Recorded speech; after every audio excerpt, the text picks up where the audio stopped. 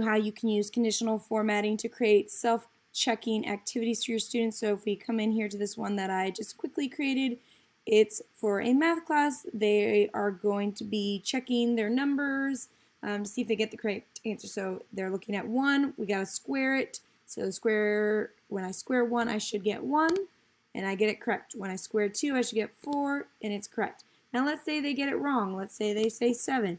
It doesn't change. It's a way for students to know, okay, well, that's not the right answer. How do I go back and fix this?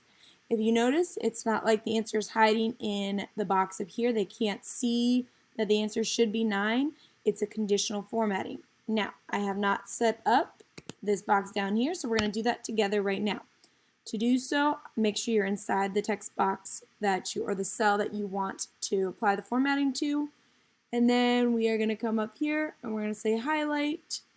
We're going to choose equals to for this one because it is a math problem and I want them to exactly say 100. I want to choose the green fill because green first most students means yes, I got it right. And now we say 100. Now let's say I'm not a math teacher and I want to have something else. So let me get rid of this. Let's say as a science teacher, I am asking students about some vocabulary, or I want to ask them a response question. Let's say I want them to tell me, I ask what are all the non-living things in an ecosystem. So I want them to say abiotic. What's really nice about the text option is, yes, if they type in abiotic, they get it right.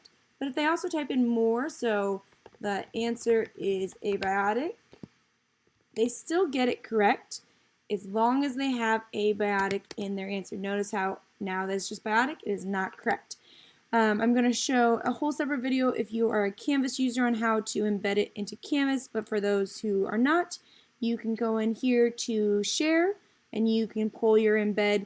Now there are a few things here. You do want to decide, am I going to show the entire worksheet or the range? I personally would just do the range because I don't think kids need to see all the distracting things, but I'm going to select there. I like to keep the grid lines on just so students can see it. A download link if they really want to do it on their own. I do want them to be able to type. It won't save their changes, but it'll let them do that practice I was talking about. And you can even change the dimensions. So right now it's 300. If I change this, it does not automatically change the dimension there. So if I want it to be double the size, I will show you how to do that later, but there's your embed code there. Whatever you have currently showing in the spreadsheet is going to be what is actually embedding.